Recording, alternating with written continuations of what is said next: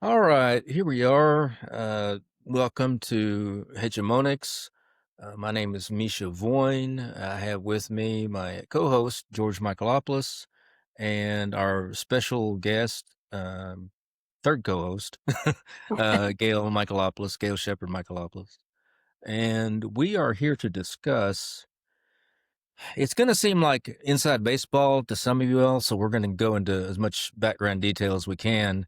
But I assure you, if you're watching this program and you're concerned about geopolitics, you'll see how it ties in because it has a straight shot to the Ukraine war and some other things that the State Department has been doing and the CIA. So I'm going to rely more on George and Gail on this show than and just try to ask some questions because they are the experts in this particular area.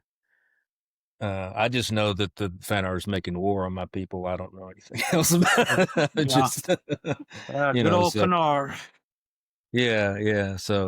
Um, so we'll start off. There was there 9/11, and now I'm going to sound like Vladimir Putin. Back in 1684, no, uh, uh, Saint Nicholas slush fund was from the 9/11 proceeds. There was a collection taken up in order to rebuild the St. Nicholas Greek Orthodox Church that was destroyed during 9/11, and that enlisted some intrigue. And I guess I'll go over to you all to elaborate on that because a lot of funds disappeared. Some of it was embezzled, like a couple $100,000 was embezzled by one character, but then there's millions that nobody's ever accounted for, as far as I can tell.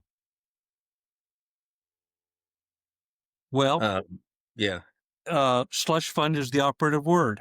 yeah, yeah. And eventually, and Gail has way more information on this, that slush fund helped fund the Ukrainian autocephalous, quote unquote, church of Ah, Should we give him a little background? yeah. But Okay. so I'm turning it over to Gail. Okay. okay, Gail. We started talking about this. Actually, we did, all of us did, back in, what was it, 2014, 2014, yeah. when Mhm. we could see that our folks were helping Ukraine prepare for some kind of war. We saw them jumping out of helicopters Oh, and yeah. different things. And I was concerned that it would lead to a world war. I know we lost two people on the blog because I said that, but I wasn't wrong. So anyway, Biden, Hillary, those types had visited Bartholomew frequently. Yes. And a lot of the conversations they had were on WikiLeaks before they kind of shut that down.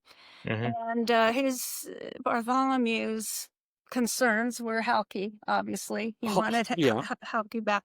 And he didn't want the Russians to threaten his throne. Right. To overpower him, you know. Well, he Yeah, called it his just throne. for background for people His- that aren't Orthodox or So, Greek or whatever, the Patriarch of Constantinople is the first among equals of the Orthodox hierarch. So if there's an ecumenical council or in certain other types of circumstances, he's a kind of chairman of the board. Now he has much greater aspirations than that, but that's basically the story on it. There is a theological seminary called Halki that is, I think it's somewhere near the Fanar Yeah, it's yeah. it's on an island called the Prince's Islands, uh, and it's a nice little place, actually, nice island, good it restaurant. closed in the 70s. Yeah, closed in the 70s. Yeah, the Turks shut it down in the 70s, and the Patriarchate has been trying to get it open, I guess, ever since then. But Yeah, these pushes come in waves, So Mhm. go ahead then. So those were his two main concerns were Russia Russia and hockey. and Halki, which I would also say, Theodorus was the head of oh, Halki. Do you yeah, know that? Yeah. Elpidophoros, excuse me, Yeah. when he was made bishop of Chalcedon, I can't remember, again, an Mhm. extinct sea, and I think so. Yeah. he was made the abbot of a monastery on that island, in which there's only 3 people, and also the headmaster of a school that's closed. So you pad his resume. I forgot all about this. I'm glad you said that. And to kind of make him look like he's more than he is. So when Bartholomew inserted him into America, you know, uh, Yeah. all the people in the GOA would say, "Oh gosh, this guy's a big deal. He's a big wheel," and he's not. Not that anybody at the Fanar is a big deal. They're not. But anyway, so there's that.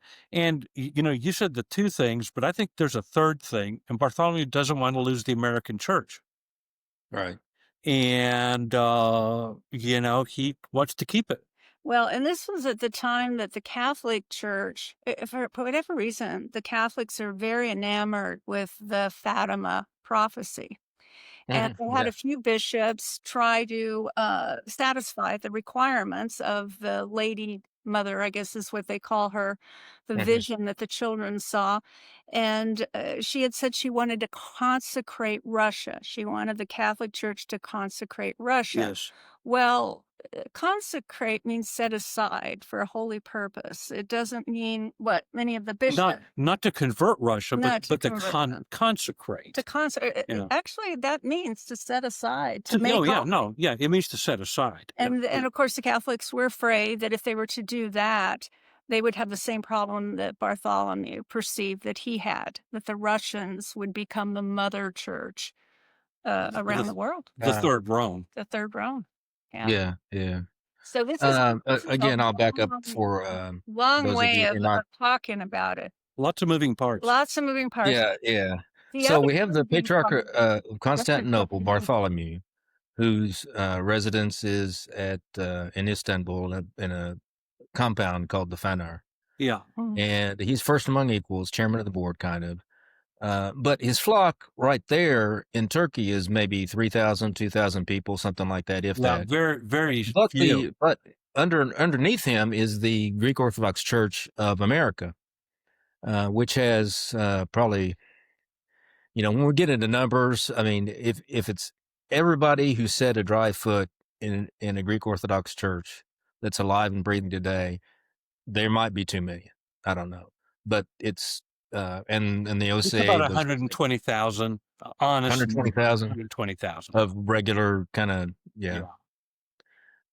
but there's some old money there as well, and I just came across a list of the Fanariotes, and I think in the parish that I went to, there were 2 from the families that are over there. At least they had the same name as them.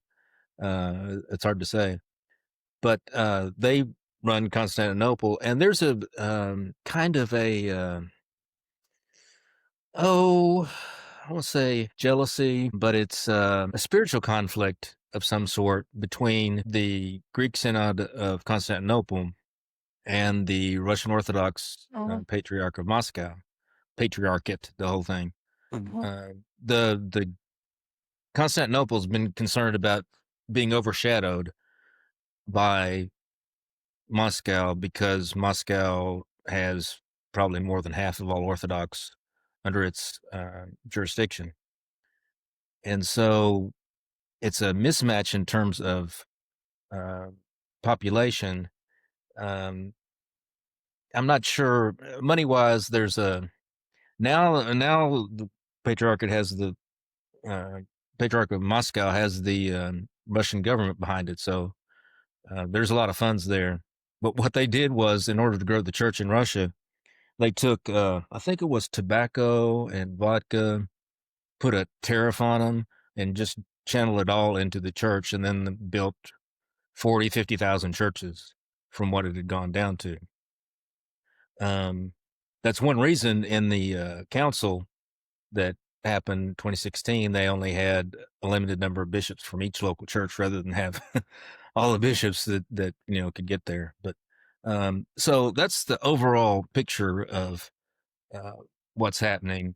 I in this can add one particular thing about strain. Istanbul. When I was there in '99, I was told by the great Archdeacon, he was our host, nice guy, that there were more Russians and Ukrainian Orthodox in Constantinople, Istanbul, than there were Greeks. Yeah, And that's surprising. Yeah. and this was in '99. So make of that what you will. Now, as far as Russia itself, Gail and I were there in 2018, and the church is alive in Yeah. every sense of the word. I mean, pregnant women's shelters, Alcoholics Anonymous, I mean, soup kitchens, services, of course, services every day.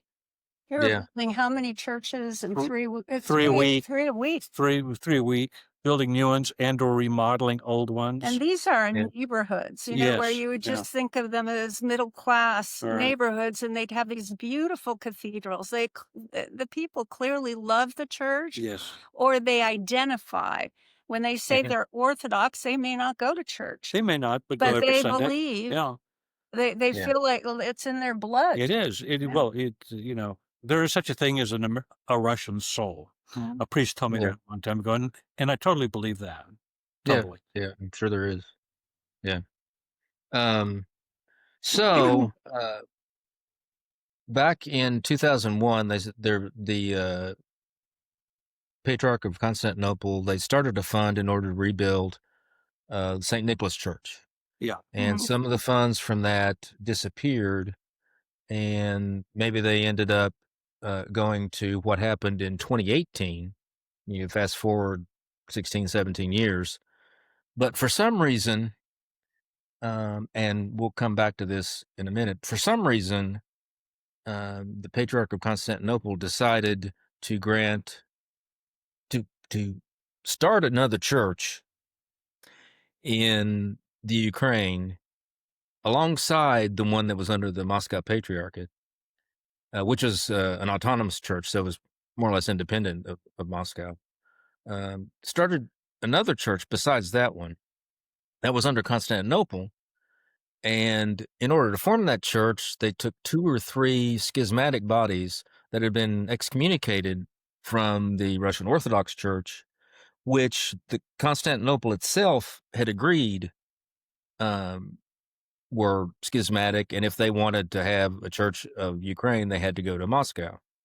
They under I think Patriarch Filaret Denisenko. He's not a patriarch. I should just call him He was Filaret defrocked, because actually. he's huh? He was defrocked. He was defrocked for very good reasons. But he applied. He had a falling out with Moscow and tried to do what later was done. And tried to get Constantinople to grant full independence to the Ukrainian church with him as patriarch. And they said, no, you have to go to Moscow, and refused him. That was then. But in 2018, for whatever reason, they decided that they would go ahead and write it's called a tomos, which is like the constitution of the church, of a local church, and gave it to the Ukrainians, not to Metropolitan Onufri, who was the actual rightful canonical head of the Ukrainian church, or first among equals, protos of the Ukrainian church, but to this character who took the name Epiphany. Then Demenko, Dimenko? Epiphany, or Epiphany, as some people like to call him. Yeah. We tend to cut the OS off and just go Epiphany. Yeah. But that's who it is, Epiphanios. And May I add to that, Misha? Because it's sort of fun. yeah. This is kind of so. There were like 3 defrocked former hierarchs of the Russian church, and there's a thing in the church where that we have regions in the church, and it goes back to the first council, I think, where Yes. you do not go into another bishop's region. Right. And Ukraine, it used to be called Little Russia. You know that, Misha. You talked Yeah. about that before. It was so close to Russia. There are places where there are no fences even Right. between them. Right. And this is the way they've existed, what, for 1,000 years? They Yeah. had monasteries. I mean, Yeah. the church was very closed in Ukraine. And so for another hierarch to go into Ukraine and set up this new church, using a bunch of schismatics. Or men who'd never pulling- even been ordained in the first Yeah. place, like Epiphany. Nor would they be. Yeah. They said, we don't want to be. If the Russian church is ordained, then we won't be. So they're not even ordained. But to Yeah. make another church out of the region of the Russian church is canonically unacceptable. It's an abomination. And out of the Yeah. 15 local churches, which we call them, they're their own church, but we're combined in spirit. And they 12 of the 15 wrote a letter and said, this is wrong. Don't do this. So it's not like they had any approval to do it. And it divided the Ukrainians, and the nationalists were backing the church that Patriarch Bartholomew created for that purpose. That was the reason he created it. For Poroshenko, who was a leader over Ukraine, and he was running for re-election, and he wanted to win, and he thought if he got this church for the nationalists, then he could divide the church and the Ukrainians would fight on different sides. And that's exactly what happened. Well, and so we're at the precipice of World War III now, thanks to this. And of course, as that clip I sent you about John Kiriakou, in which he said that Hillary Clinton scarfed up $20 million. Well, in the process, she did. Yeah. But Bartholomew only got 15 million. Well, somebody So somebody skimmed off the top. Somebody in Ukraine skimmed off the top. Exactly. And that's so one thing that actually makes it sound, pretty legitimate. Now, Kiriakou, he retracted his statement about the 20 million. Well, they arrested later on, but I think it was under duress from the archons. Really? Oh yeah, it was totally under duress. Kiriakou's not a liar. Okay. Yeah. He went to prison earlier before this because he exposed the Guantanamo waterboarding and torture thing. Okay. And because he was in the CIA. Yeah. And so, when a man retracts a statement, it's either because A, he's a liar, or B, they got to him. Yeah. Now, you could say the third option is that the guy's insane and he doesn't know what he's talking about, But Kiriakou's definitely not C. Well, he's not the only one saying this story. Now, there's a book out by Patrick Burns, yeah. Who I think is it Burns? I think it's Burns. Yeah. He Burns, was the CEO of Overstock.com. Yeah. And from a wealthy family, and the CIA got him to do something, and then it was another something, and all of a sudden he was like incorporated into the CIA. And he was in the hotel with Hillary Clinton and did the handoff. It was 18 million, but he's a book out now. No one's saying he should go to jail for saying that, but he was the one who gave her the money. I'm surprised he's still alive. Well, me too. Yeah, I mean, think about it. But yeah, so now, did that 18 million go to the 20 million that Pompeo later took to Bartholomew, or was it just part of a slush fund to replenish USAID? Which, before February, I'd never heard of USAID. And I had absolutely no understanding that this was used as a massive slush fund to do color revolutions, philanthropy, quote unquote. Soros would, the philanthropath would give money, but we thought he was giving his own money. Oh, no. He was giving taxpayer money, USAID. Now, that's a little far afield. We don't want to go down that rabbit hole right now. Excuse me. But the United States did allow the GOA to funnel money to the Ukraine, which then got to Bartholomew. Okay. Yeah. And the State Department told them that they would get the Justice Department to look the other way. Okay. Well, Tulsi Gabbard, before she was approved by the Senate, she wrote a letter, and she said that that's one of the first things she's going to look into, war crimes on behalf of the church, because this lighting the match, this creating the two churches, the whole purpose of it was what happened. And that is this war where so many people died and the church was literally ostracized. the Russian church, the UOC, was literally Yeah. ostracized from Ukraine, and that's a war crime. You can't do something that creates a situation where people are kicked out of their home. Well, kicked out of their homes, kicked out of their churches are They confiscated. were beat up. They're beaten up. I mean, Clerics were in Metropolitan prison. London Yeah. was beaten up. An abbot of a monastery was beaten up. Yeah. Oh, man. Ordinary people, Yeah. laymen and women were abused, physically assaulted. Do you remember, Misha, that clip that I put out there called Lucas? And it's a little boy, he's about 4, and he's crying to his mom, why? And he's watching his church where he was baptized just be bulldozed. Yeah. People in services, and these Yeah. police would come in and take their icons and things. These are serious crimes. These aren't just crimes that happen as a result of war, which are horrible. I'm not saying they're not, but these Yeah. are above and beyond. It Yeah, I was so saw hard for there's a us as a story today church where they to burned watch. another church, or it's a building where somebody had been where a congregation had been evicted from their first church, and they took up in another building, and then the Ukrainians burned that building. Yeah. Just crazy stuff that yeah, And they've that imprisoned Lavra clerics, they've done monastery, all kinds of remember, Misha, the The big Lavra? the Lavra, the a lot of monastery work. where Yeah. they made a museum out of bodies, out of our saints, the ones that we venerate. Right. They made it into a museum. They took it away from the Yeah, church.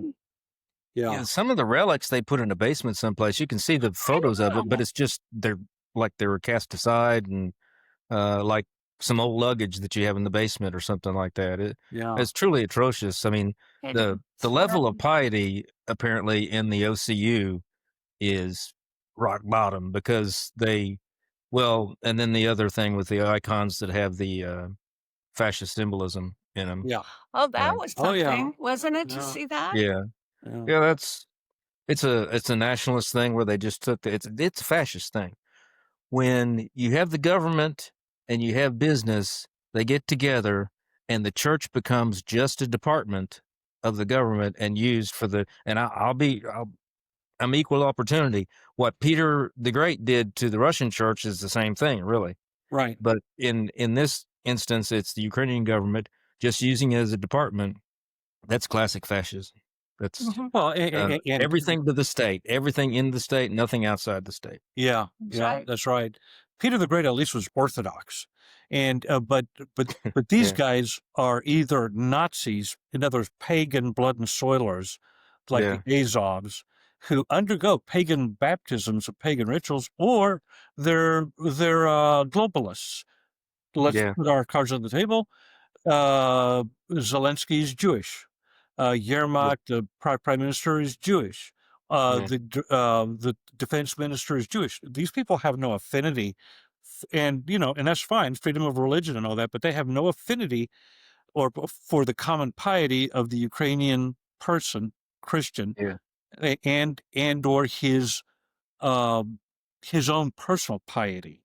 No respect for that. In other words, like, okay, well, that icon there, just move it over there, or put it in the closet or whatever, not realizing that icon is literally a window into heaven, at the very least. And it could be miracle working. It could be mirror streaming or a weeping icon. Who knows what it is? But it's not nothing. Okay. Right. It's not nothing.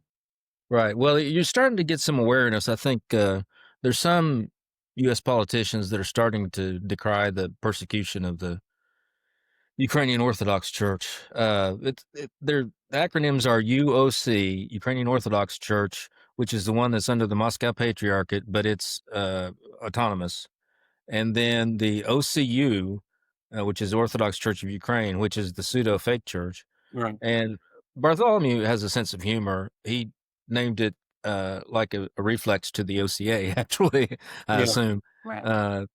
But so we've got all this stuff happening, money flowing to Ukraine, Right. and there's a war on. Yeah. and that's bad because you got Men are people being dying. thrown out during you got persecution. Anytime you got all kinds of military activity, there's collateral damage, and they can decide where the collateral damage goes, and they can, destroy churches. They can run people out of churches. They can do whatever they want to with the military because it's up, and they think that they're doing not God's work, but the work of the pure Ukrainian race or something like that. which Um, is God, that the genocide because of these young men who had to fight, and then they had no more men, so they Right. went down to children to fight, like teenagers, 18-year-olds which again is a war crime. There's certain things you can't do in a war. and 60-year-old men. well, And 6-year-old men and women. you can Even draft women. 18-year-olds. Even women. You can, I think probably if you go too much lower than that, it's a war crime. And if you, the higher the age, I think there's an issue with Yeah, it there because they're taking Yeah. 40, 50, 60-year-old men Mhm. and sending them off to the front as well. Cannon fodder. Yeah.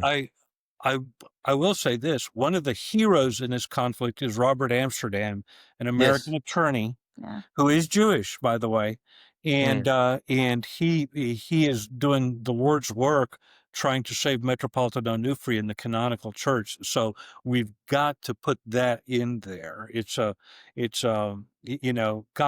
God bless him, and also God bless Steve Witkoff, also an Orthodox Jew, who is being a honest broker between Putin and Trump, who set up this summit that we talked about last week. Yeah. But anyway, that's a story of another day. But I just wanted to get that in there. So, Misha, let me ask you something. Do you think that the money that we have been talking about, let's just say the 18 million, Yeah, let's say that. Yeah. Right after that, St. Nicholas somehow recovered Yeah. after years of inactivity and after prices went sky high because of so many years where they weren't building the church. Then all of a sudden it was coming together. Do you think there's any connection? I think it started to come together when Foros entered the picture, and I don't know to what extent that has to do Mhm. with the funds that we've been talking about. But he's the current Archbishop of the Greek Orthodox Church in America, and I think it was whenever by whatever mechanism they did, they got rid of Archbishop Demetrios, who was, I think, the Archbishop when I was in the Greek church there, Well, and Gail put in Gail Foros. pointed this out to me. It was a controlled demolition. They wanted to get rid of Bartholomew, wanted to get rid of Demetrius, but he had nothing on him. Demetrius, maybe not a good administrator. I'll grant you He that. was an old man, He too. was an old man, but a very pious, holy man. Yeah, I've met him. I know. Yeah, he is. Yeah, You met him? and I did too. But he wouldn't remember me from Adam, so I'm not that. But But at he the would. time, there were all these explosions Yes, going there on. was all He these went explosions, to exactly. Constantinople, and all of a sudden, this fund for this didn't happen, and this didn't happen, and then all of a sudden, it was Yeah, his fault. yeah, it was his fault. So eventually, they They tried to get him to retire for years. Oh and yeah, he yeah, did yeah, it. yeah. Because Bartholomew has always wanted a man he could control, and he couldn't control Demetrius. In fact, Demetrius, in Bartholomew's mind, stabbed him in the back because when Bartholomew created these episcopal assemblies, these regional assemblies for the diaspora, and Bartholomew didn't just create it; all of the primates together gave their blessing to it. He spearheaded it. Okay, the express purpose was not to have the OCA in it, because the Yeah, I absolute remember that. hatred that Bartholomew has for Russia and the OCA. Well, Yeah, Demetrius, God bless him, got the OCA in there. yeah, Now, They had to sit at the back of the yeah, bus. they have to sit at the back of the bus, but that still was too much for Bartholomew. He hated that. He absolutely hated that. So that was another black mark against Demetrius as far as the Fanar is concerned. yeah. But So, yeah, it was a controlled demolition. It looks like it anyway, to try and force Demetrius out. Eventually, it succeeded. Eventually, Yeah. of course, he's pretty old too, so there was even Yeah, and I think the whole the restart, because it had come to a halt because they couldn't figure out where all these I forget how many millions of dollars they lost, like 12 million, 13 million, something like that, and well, it then was another 80 100. million in the hole. Yeah, it was Yeah, I mean, it started at 20 million, and then the That's just- cost overruns went up to 80. yeah, by the yeah. time you caught up And then with there's it, somebody though, embezzled it's a couple of gone hundred up even thousand more. dollars, and they got him. And then they blamed Archbishop Demetrios for all the economic mismanagement, which, like you Yes, said, he's an old man. He delegated all that stuff, and he probably had no idea right. what was going on. And then they put Archbishop Elpidophoros in charge of the Greek Orthodox Archdiocese, and that's, I think, when the revitalization of the whole project of getting St. Nicholas Well, they up and finally running again happened. right. And No, I mean, I think they finally did that, what, 22, 23, something like that? Yeah, so that sounds about right. for 20. Was it during COVID? I think it was during COVID. Maybe it was, yeah. Around there.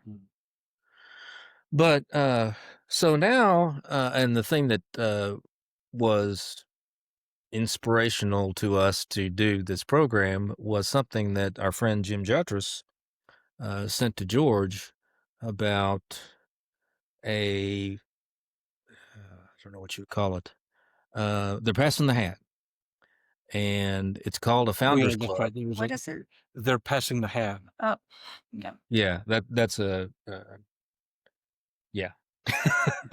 They want money for the Patriarch Bartholomew something fund. I forget what it's called. They call it the Bartholomew Fund Or something like that. for him. Yeah, Yeah. it's a fund that is supposed to, and I got it here. Let's see. It's supposed to ensure that the Patriarchate is funded, Taken care of. Yeah.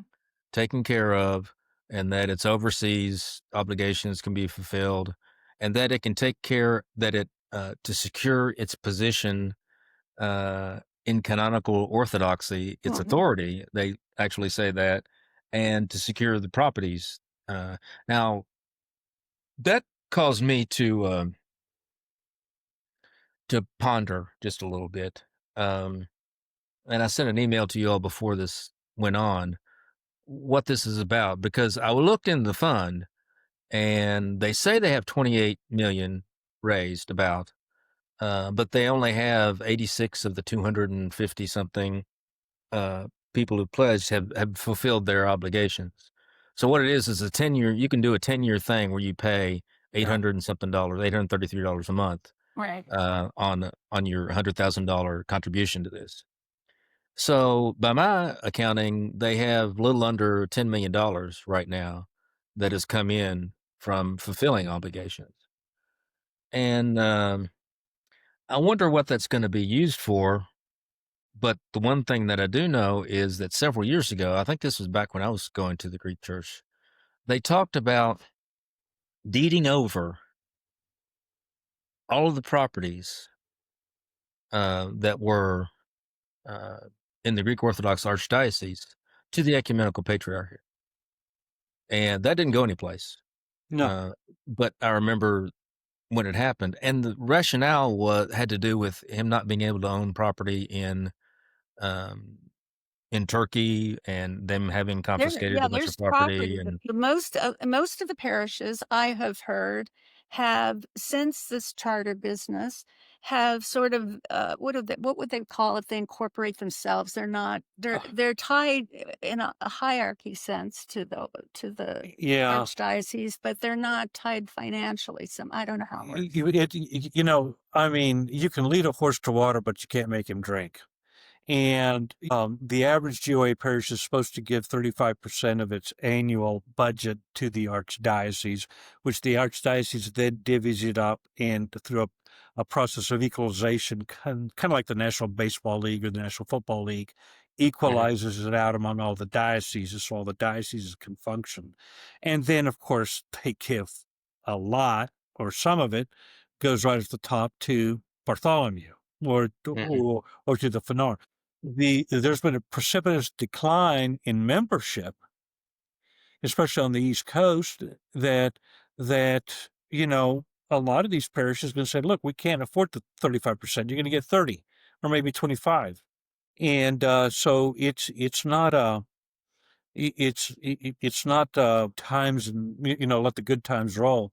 That didn't happen, especially after COVID. I mean, my God, Yeah, that was a kick in the gut. But listen to what Misha said about how much he has. You said 10 million maybe right now. I You think told it's a me little less than 10 million right now.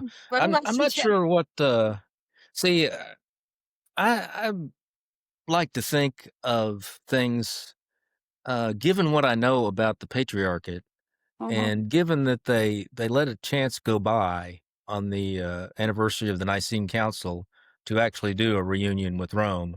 I wonder if there wasn't some push to do that, and there was some pushback from, and there's this is pure pushback. speculation, Because the Pope on died my on the part. day they were supposed to get together. So, yeah, there was some pushback. Yeah, and that in light of that, they might be circling the wagons to try to Oh, I think make the transition a little bit more comfortable for Constantinople I if don't they know have a huge war chest that they why. can go Yeah. after these properties if people decide they don't want to be part of Roman Catholic. The Greek government gives $3 million a year to Istanbul. It also gives $3 million a year to Alexandria, and that's why they could get Alexandria to strong arm them to recognize the Ukrainian, the fake church. Yeah. And they did the same thing with Cyprus. Cyprus was on their own. And of course, they really twisted the arms of the Greek synod of the Church of Greece to do it, and they didn't want to do it at all. Never forget that this is God's church, and if you need proof of that, Bartholomew was supposed to come in 2020, and it was supposed to be the triumphal his return, and he was going to speak at Notre Dame, and he was going to speak at the archdiocese and demote all of the metropolitans to bishop, back to bishop. And he was supposed to raise money and all this stuff. And of course, COVID happened and that didn't happen, Yeah. and then he came again in, was it 23? And as soon as he landed in Washington, D.C., he was immediately rushed to the hospital. So he could not have celebrate the liturgy at St. Sophia Orthodox Cathedral in Washington, D.C., which was a tremendous letdown. And then he got out because he is a sickly man, so we should pray for him. He got out, and then he was able to do a few of his various fundraising things, and he traveled here and there for about a week. And then he was getting ready to leave back for Istanbul, and he had a relapse, and he had to go back to the hospital again. Yeah. So it's like his plans just keep on collapsing. And of course, this latest thing with Francis, the late Pope, that Dying on that very day. Yeah. I mean, in May of 2025 was the 1700th anniversary of the Council of Nicaea. There should have been something. There really should have been something. Oh, he died on the day. Oh, yeah. I see He what you're died saying. on the day. Yeah. It didn't go well. And so Patriarch Bartholomew came out with a statement, but it was all about, I hope the papacy remembers its promises. That was his. Well, I'd take that as a hint, if I were Bartholomew, but I don't know. It's We got God to works talk in about the mysterious ways. diaspora someday. That would be an interesting talk just in and of itself. There's just so many waves to this. Yeah. I hesitate to say this, but I guess I'm just going to go ahead and say it. As far as the pushback, and it's because of what you said that you think that there's been a pushback against all of his plans. You're right. I've heard from my own sources, our sources, in the various Athonite monasteries here in America, so-called Ephraimite monasteries, but let's call them Athonite, that that they will bolt if Bartholomew and the or his globalist successor, whoever Yeah. that is, Yeah. does you know That doesn't surprise me. And no Athos will go they well, I think. they Yeah. will, and they're crafty enough and resourceful enough, that's the better word, resourceful enough, that they could make sure that their resources, which are worth millions, and I'm talking about the real estate here, and the buildings, are not going to wind up with Did you know that them. in the they don't have a contract, but the old charter, what they had, they own everything but the buildings. The monasteries do. Yeah, that's true. That's true. So Which means that the monks would just pick up and leave. they would. Oh, would. okay, fine, and you'd have these empty monasteries then. Mm. However, Yeah. my take is they may not own them by legal right now, but you're not going to be able to kick them out of there. It's just not going to be able to dislodge them. They have a And lot of Well, that. we had a preview of all this stuff with the Episcopal Church, and there were a bunch of parishes and a whole diocese, the diocese down in Texas, just seceded from the Episcopal Church. Mhm. And oh yeah, and there were legal battles all over the United States for the property, and sometimes it went one way, and sometimes it went another way. Mhm. oh yeah, And that's what I there's- warned the people at the Greek church here in Lexington about. It's like, you got this language in here about holding it in trust for the patriarchate or something like that. Mhm. I think it has to be in all their deeds, or all I the think new so ones too. anyway. Now it does. And even Yeah, the Greek church submitted a, what do they call that, Misha, where they're friends of the court and they submit amicus a, curiae. I think so, but they yeah, obviously they would because it's going to impact them, Yeah, the precedent. yeah, there was an Episcopal diocese in Texas. Was it Fort That's Worth? the one I'm talking about. Yeah, That's yeah. That's it. Yeah, that's the one. Yeah.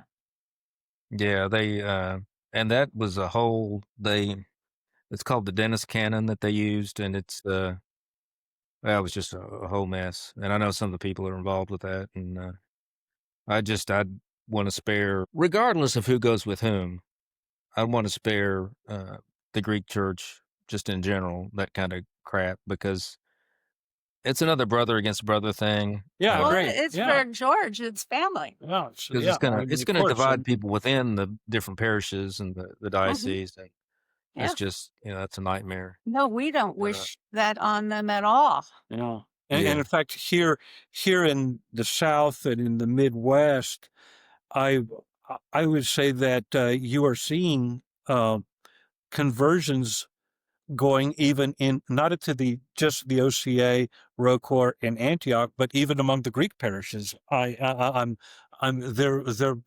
becoming more evangelistic as well. Hmm. I think this is all from the Holy Spirit, by the way, who's driving Yeah. people.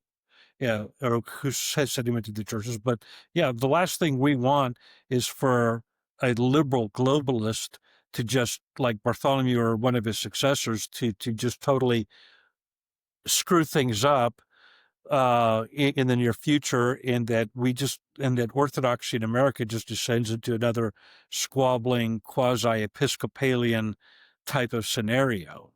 Yeah. We don't want that. I Right. don't. I mean, Well, Jim Jetris, our friend Jim Jetris, he was happy that at how few parishes had bitten and sent money to oh to this yeah, fund, Mm. and but just and that it 15 hasn't changed total out of since the end of 540, July as far. something like just 15 or 16. Yeah, um Yeah, I don't know. I mean, there were 86 different ones that I saw where they'd done the full thing, but these are with families. These are like some other individuals or families or Mm. other things. I don't know about the parishes, but I remember he sent something that had something to do with the parishes. The number, I think it was like that, it was like 15. yeah. So, but that's the reason. One of the reasons.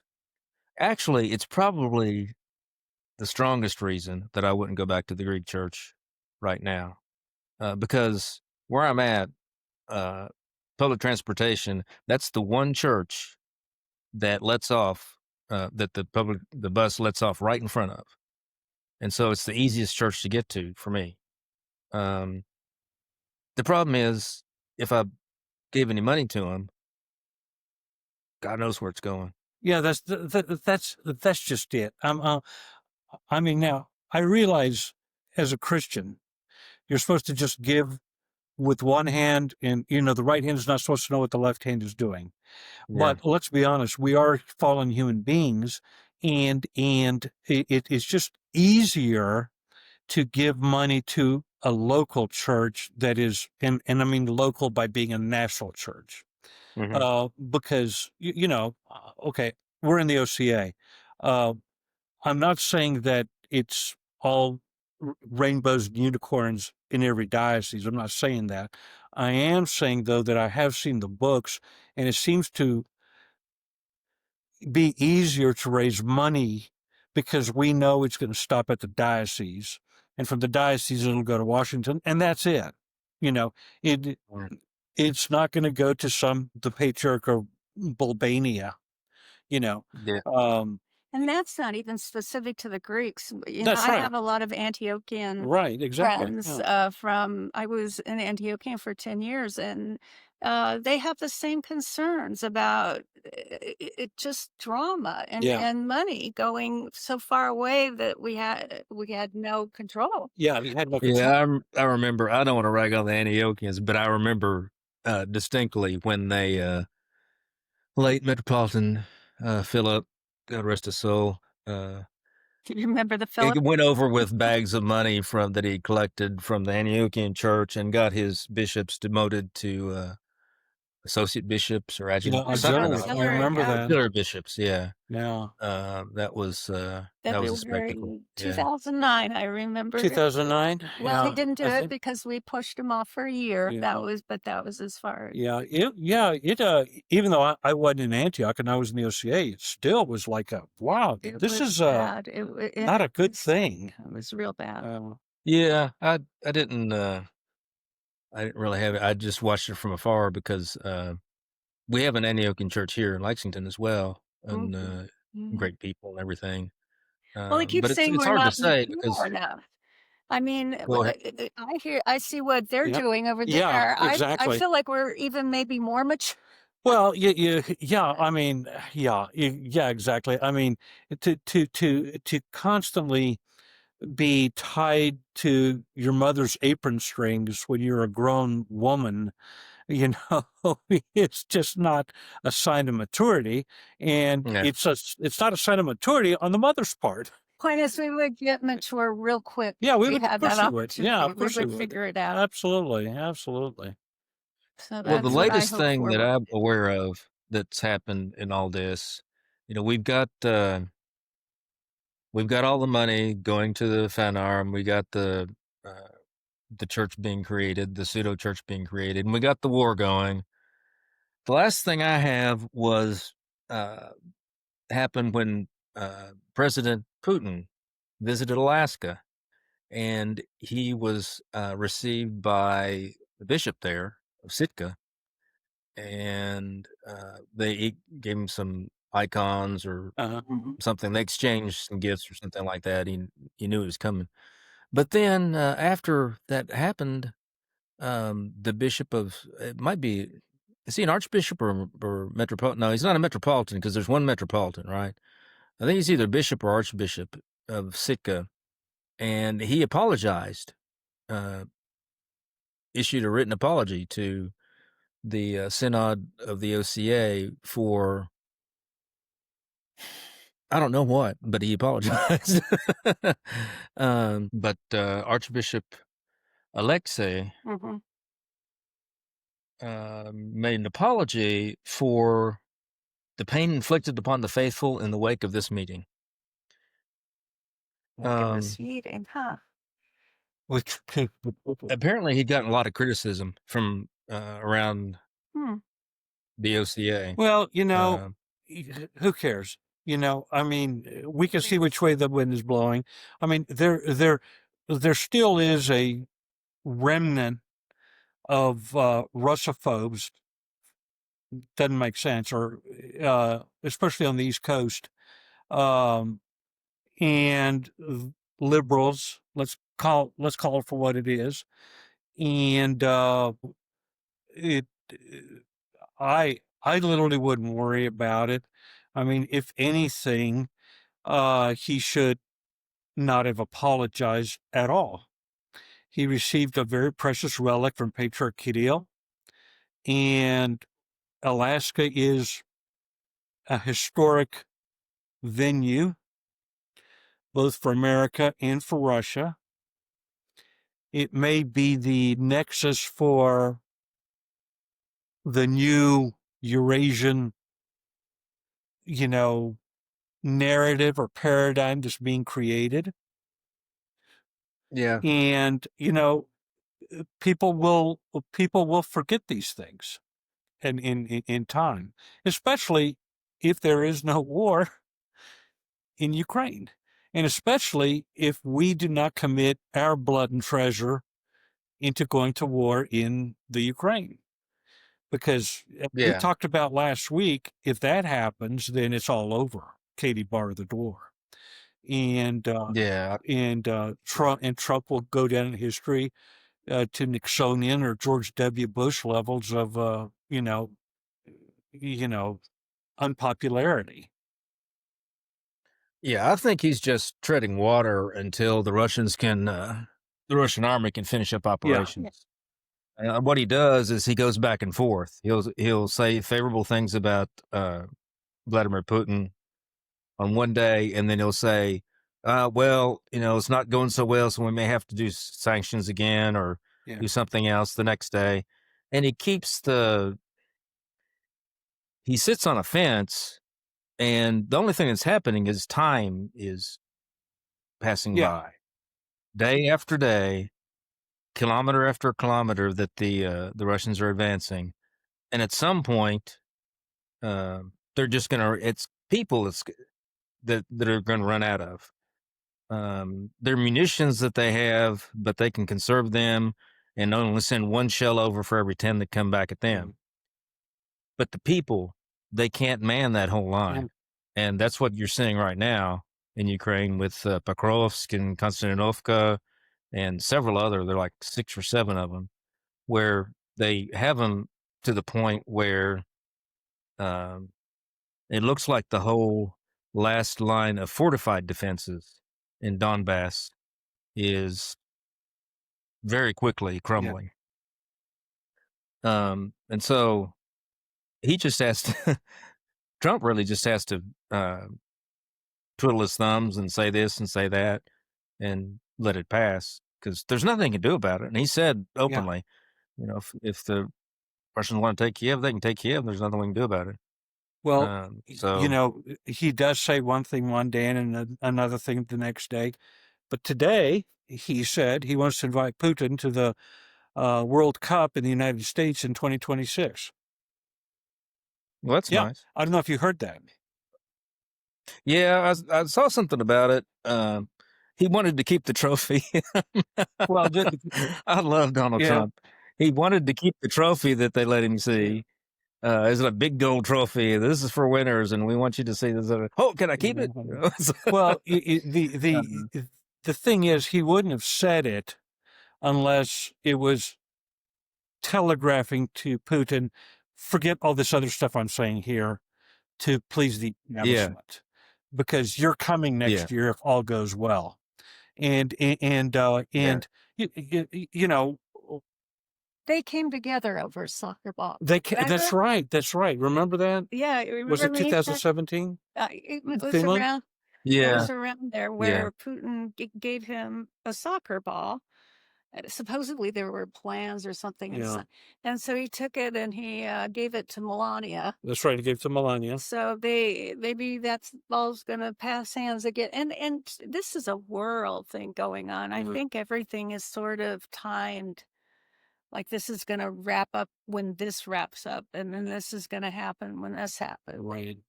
Yeah. It's Well, I there's don't. It's a an event-driven more, not a time. event driven. yeah. I mean, I I like sensed the that. same thing, and Event driven. we were gonna back up and do a. We're looking at a couple of the trees here, and we're gonna do another show where we back up and look at the forest that's happening because, and we'll just give a little preview of that Okay. or mention to that now. Um, a lot of the stuff is coming out of the CIA and the State Department, and you could say that right now there's a war going on between the deep state, CIA, State Department here in the United States, and the Siloviki, the people, Putin's high entourage, the people that are around him in the Security Council of the Russian Federation. That's the war, the main war. Now, Beijing is in on it, on that side, on the Russian side. But that's a lot of things that are happening in the world. It's almost like it was during the Cold War, where you had people line up on one side or the other.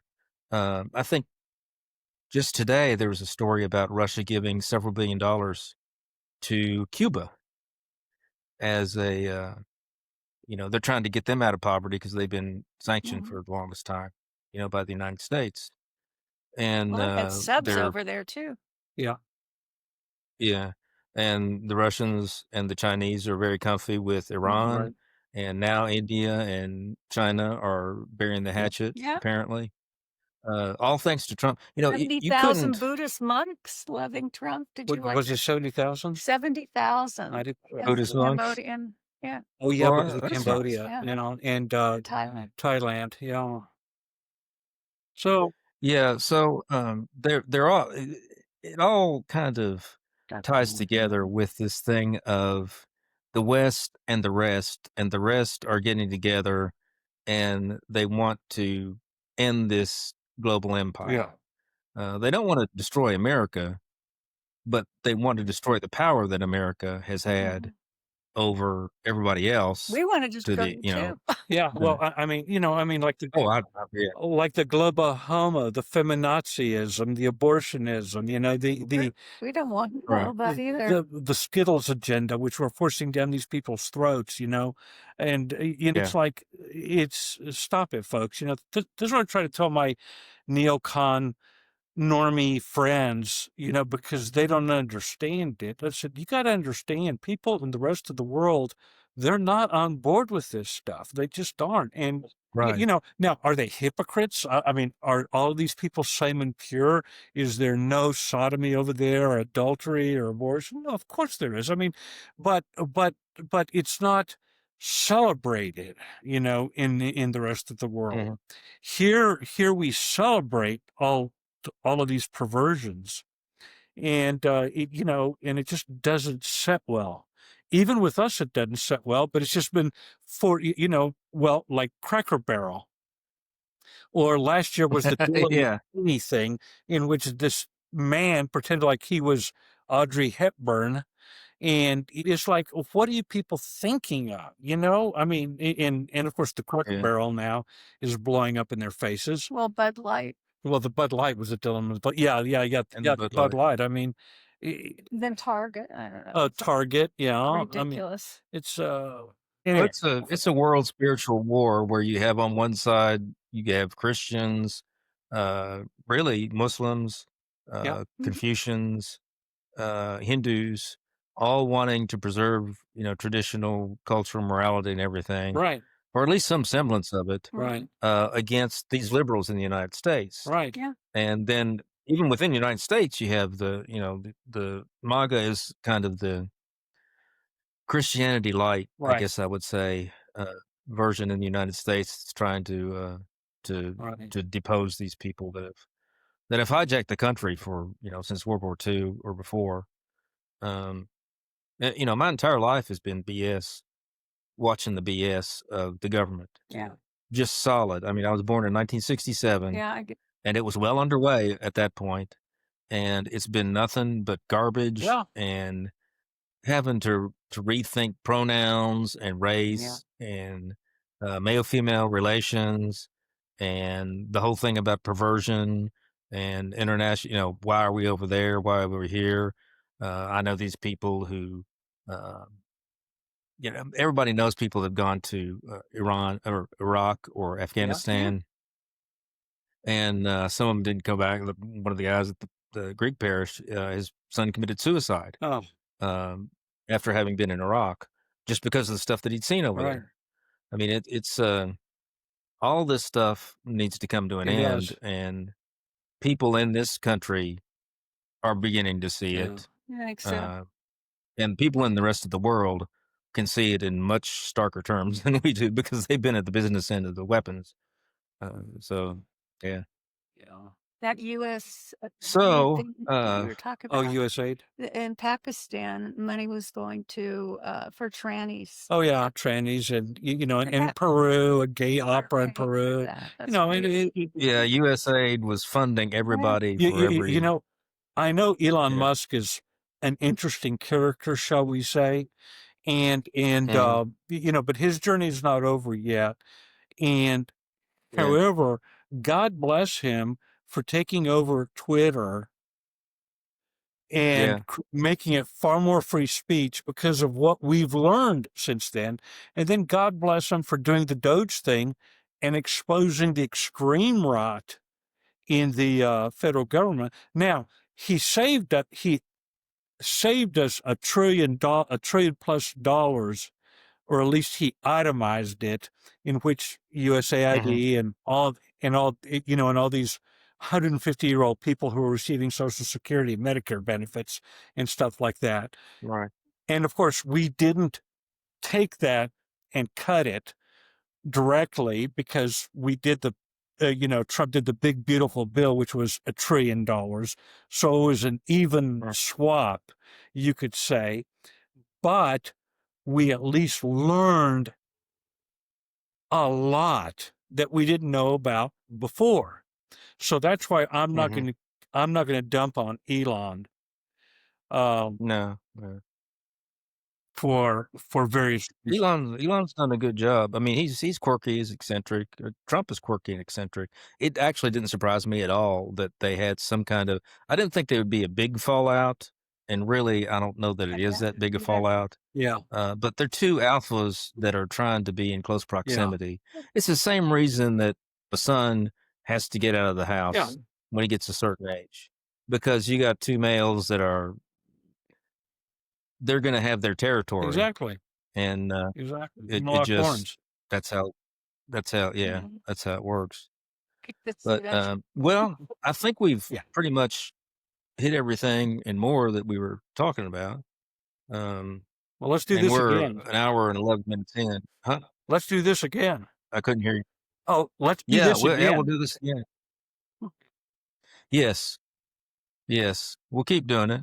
And I appreciate you inviting me, Misha. It's nice to see you. Oh yeah, it's nice to see you again too. And anytime, you're welcome. Anytime you want to pop on for this or that. And what I want to do at some point is, were you in the Antiochian church before you? Yeah. I want to do something on Syria. Okay. At some point. I'll go ahead and stop this.